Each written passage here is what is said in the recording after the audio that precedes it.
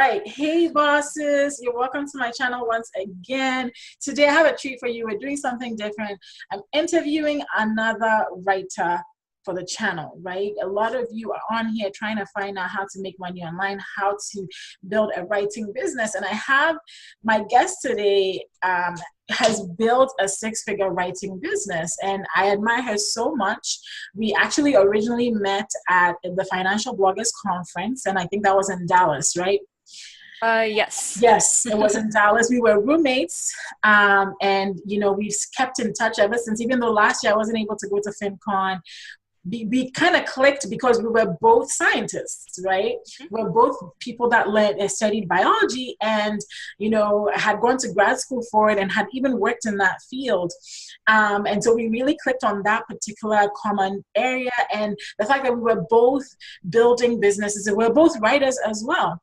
And so I was thinking of people to interview because I wanted to, bring people who are actually doing this so that you realize that I'm not just the one spouting nonsense into the world, all right? But there are people that really have built empires really with writing and with online business. And so I said, Lindsay, you want to come? And she was more than happy and gracious to come on here to talk to us. So welcome, Lindsay. Hi, it's great to be here. Thanks for having me on. I'm really excited. You're welcome. So Lindsay, your website is Science Finance, right? Yes. ScienceFinance.com. And I want you to tell, I know your story, but I want you to tell your story from your perspective as to how you got here, where, how you got started with online business and writing. Yeah, so when I was a kid, I loved animals. I loved being outdoors. And so naturally, I just gravitated into wildlife biology when I was in college. And I got 2 degrees in it, and I loved every moment of it. And I was so excited to graduate because I was like, I'm finally going to go out there and, be this animal whisperer person. And it's just going to be awesome. But it didn't quite work out that way after I graduated. Surprise. The wildlife biology field is really competitive, and there's not very many jobs, and the jobs that are out there, they kind of don't really pay very well, and they're really sporadic. So that was the biggest challenge I faced. It took me a long time to find a job in the biology field. Once I did find it, I was working with the USGS, with the federal government. It was just a seasonal, temporary job, and it ended. And I had, before that, started freelance writing kind of part-time to help supplement my income because I was flat broke. I just wasn't earning enough money working in the jobs that I could find until I found my biology job. And that helped supplement my income. So when my job ended at the USGS, I just took that full time, and I've been doing that ever since. It's been, I think, about 2 or 3 years now that I've been, maybe 2 years full time that I've been freelance writing. I'm still keeping an eye out for good biology jobs. They are still very hard to come by. So I'm just kind of in this weird holding pattern right now where I'm using freelance writing to kind of hold me up until I find another job that I can fit into. Mm-hmm.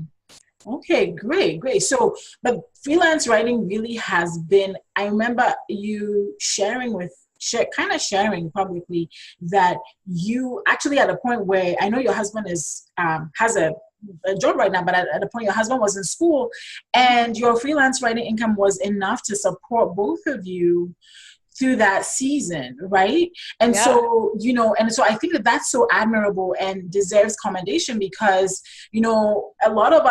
a lot of you watching this may have to take care of kids. You have to take care of somebody else. And it is completely possible for you to be able to build your business to a place where it's taking care of you and your family. And you're also paying off your debt because you talk about your debt. So do you want to talk about that a little bit, about paying off student loans? Oh, I wish I paid off my student loans. No, I still have quite a long ways to go. But I did start out in a lot of debt. We lived in Alaska when I was doing my graduate research, and we bought a house. It was a really bad idea to buy this house. We actually ended up having to do a deed in lieu of foreclosure on the house because we couldn't afford it after we moved. We couldn't sell it. We ended up taking on a lot of debt for this house to pay for repairs too. It ended up turning to be this huge money pit. It was a really bad time in my life. Thankfully, that's passed. But I've also had to take out debt for car loans and for student loans and just personal loans for various things here and there. And so I think when I started paying off my debt, I want to say I was definitely in over $100,000 worth of debt. I should have this number memorized, but I think it was like $130,000 or so, and now we're down to $87,000 worth of debt, and it's all student loans. We've paid off our credit card debt, we've paid off our auto loan, all of that. So it's just our student loans now that we've been paying off, and I'm looking forward to when those are paid off too. Absolutely, absolutely, and that's really impressive because all credit card debt is gone, all your car debt is gone, and now you're just focusing on your student loans, and this has been made possible because of your online business, right? So my question for you is, like, I think the hardest part of this whole thing is when you get started, right? There is a lot that happens when you get started. So can you tell us a little bit about when you got started, what your difficulties were, how did you find your first client, how much were you making in those first few months when you started, if you don't mind sharing that? So when I got started, I was working as a lab animal caretaker because I couldn't find a science job, and I wasn't very happy in it. I wasn't stimulating my creativity, and I definitely wasn't bringing home enough money. And I was having all these house problems at the same time. So I was like, I've got to do something, and we didn't have enough money to pay the bills. The credit card debt just kept piling up. And so I realized things had to change then. And I'd done transcribing, where people will send you audio files and then you'll just type out the audio transcripts of that. I'd done that before, and it was terrible, terrible work. I hated every moment of it because it just took forever and you didn't get paid very much for it. And I started listening to all of these podcasts about how to manage your money. I think I started out listening to Listen Money Matters, and I started also listening to Pat Flynn and all these people talking about making money online. And that sounded fantastic to me because my husband was going to school. I couldn't just pick up and move, so I needed to find a way that was flexible that I could do in my spare time. So I heard people talking about freelance writing, and I'd done writing in grad school, right? So I just decided to give that a shot. I'd done transcribing. I can type, obviously. So I tried freelance writing, and it was really weird. I bought a few courses at first just because I needed to kind of boost my confidence up. I had no idea how this works. This isn't something they teach you in school at all. So I needed to get the skills, how do you save for taxes? How do you invoice people? How does accounting work? How do all these little bits and pieces? How do you actually write the articles? How do you approach clients? All of that stuff. I took a couple of courses at first, and then I was still really nervous. I'm not a very exuberant person. You know me, I'm really shy. Even being on camera is scary for me. So the thought of just emailing these people and being hey, I can write articles for you and you send me money, that was just terrifying for me. I had no professional credentials, none of this stuff. But I was at a breaking point, essentially. I knew I needed more money. I knew this was something I could do. I had started blogging right about the same times just to kind of, get my feet wet and see how this whole business actually works. Up until that point, I thought blogging was just taking pictures of your food on Instagram. I didn't realize it was articles. And so I just went for it. I set a goal. I was going to email, I think, 5 or 10 people a day and just offer my services, just looking up things I was interested in, science websites that published articles. I was really interested in money at this point, so I emailed a lot of financial people as well, and most people never responded. It was just crickets. But I was still working full time, and I only needed a few people to say yes, and pretty soon a few people did, and I was fully booked at that point, and it's just taken off from there. I love, there's so many nuggets in that little piece of the story where you just shared, where you were okay, I decided to email 5 to 10 people per day. And I think that's a lesson that we all can learn, because when people get started, they expect that, people somehow, if they show up online, people are going to show up and pay them money, but that's not how it works, right? You went out there and you actually started asking people, and you were willing to field all the rejections, right? Because you went through the cricket stage until a few people started saying yes, right? And so that first person that said yes, that probably made you feel really good, right? Yeah, I like did a little dance. I had a party, cracked open a beer. It was pretty good. So what would be, and then you broke through and you got that and you built that to this point. So my question to you is, what is like a tip that you will share with somebody that's beginning on how to pitch people and get and land the client? Because you're not going to get everybody to say yes to you, but there's some people that are going to say yes to you. So a part of it is persistence. And I think part of it is pitching strategy, right? So do you have a pitching strategy for beginners that you like, a tip or two that you could share with people so that they can pitch and land clients? Yeah, so I think the strategy I already mentioned, where you pitch, like you create a spreadsheet and you track who you are pitching, when you pitch them, and when you're going to follow up, and then just like making a goal of pitching 5 to 10 people per day. Because if I didn't do that, I would have, like, if I was just like, oh, I'll just wait until I find somebody who looks interesting and then I'll pitch them. If I would have done that, then I would have never done it. So committing to pitching a certain number was really, really helpful for me. And then as far as pitching individual people, you have to spend a little bit of time looking on their website, just to kind of get an idea of like what articles they publish, how long they are. And what I did was, rather than just emailing people and being like, hey, you need a writer, like I would send them like 2 or 3 ideas for potential stories. And I would say, hey, I read your website. I think these would fit in real good to what you're trying to publish. And can I write these for you? Again, most people will just ignore you, but you only need a few people to get started, like I said. Absolutely. Absolutely. And one of the things that I found, I did a video a few months ago where I was talking about, somebody had asked a question about, can you actually write full time? Obviously, Lindsay is proof. I've also done it.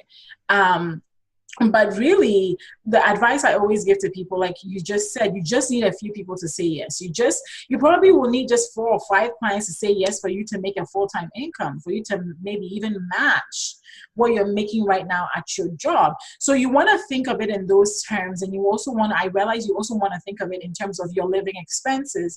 If your living expenses come up to $3,000 a month or $2,000, whatever the amount is, then if you can make that much in a month from your clients, or if you can find a number of clients to help you get there, then you probably would have reached your goal. So that, in the case of Lindsay, if you lose your job, I also lost my job last year, in a similar manner, and had to come to rely on freelance writing for income. And so, if that happens, or if you decide, okay, I just had a baby, or, I can't be at this place anymore to work, then you could do that because you already have those 4 or 5 clients, and it doesn't matter who else said no to you. Exactly. Right. Cool. So thanks for sharing that part of your story. So right now, so you've come a long way from the beginning days. Where are you now? What does your routine look like? Are you still pitching clients even at this level of your career? And maybe one other piece of advice that to people that really, really are looking. I think you've given a great piece of advice, but maybe a last word on like what people can do to finally launch into this. So these days, I'm not really pitching people as much anymore. I'm actually pretty full up on work. And I've been full up on work for quite some time now. But so I've stopped pitching. Most people these days, if I do agree to take on new clients, most people are actually approaching me now, which is a fantastic feeling because my name's out there enough that I've kind of made a name for myself in this field. And all my clients that have come to me recently they've come to me rather than the other way around. One of the reasons for that also, and this is a really good tip, is to find the community of writers that are in your space. So the personal finance community especially has a really, really well-established and well-connected network of writers. And I don't know if it's that way necessarily in other fields, but surely like if there's people writing about it, there's more than one writer and you can connect with them. And referrals like that has been my biggest source of, like, when people come to me, they're coming to me from other people who have referred them to me.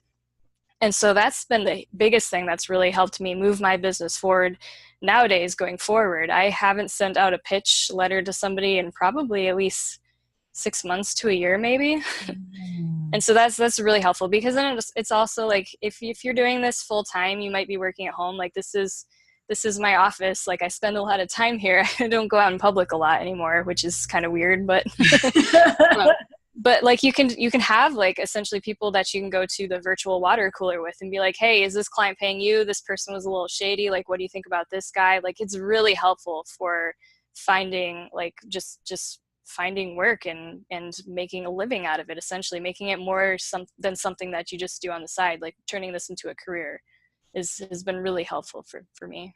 That's great. That's great. That's great. So last question, and I hope this video was helpful to you guys. If you have watched and stayed with us up until this point, please leave a comment down below. Let us know what your biggest takeaway from Lindsay's story has been and how you're going to put this into practice. Let me know in the comments below. So Lindsay, last question. Is there a resource, or maybe a few resources, that you're going to recommend to people that they can take a look at that will help them launch their own writing business, or even launch their own, even if they don't want to go into writing? Because I have a few people on my channel that are really more interested in online business in general. What kinds of resources are your top, let's say your top 3 recommendations? Top 3. Top 3. One of the biggest ones has been the course called Earn More Writing from Holly Porter Johnson. That one was really helpful for learning some of the like insider things and things that, like, she earns a lot of money herself. And so that was really helpful to hear that.